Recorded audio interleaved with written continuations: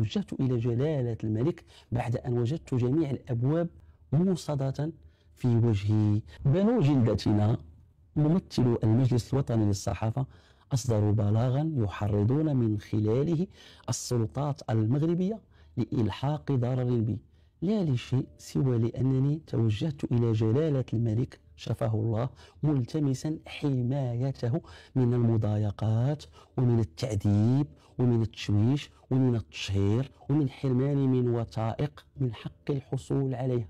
توجهت إلى جلالة الملك بعد أن وجدت جميع الأبواب موصدة في وجهي، بعد أن لجأت إلى مسؤولين ولم ينصفوني، بعد أن توجهت إلى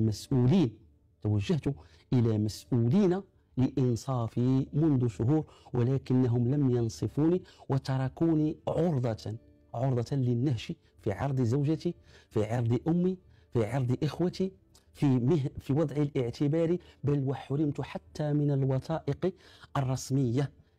تقول اللجنة في البلاغ ديالها اللي كتحرض ضدي إن اللجنة المؤقتة لتسيير شؤون قطاع الصحافة والنشر إذ تعبر عن استنكارها الشديد لحشر المؤسسة الملكية في مثل هذه الادعاءات. ديالاش هذه الادعاءات؟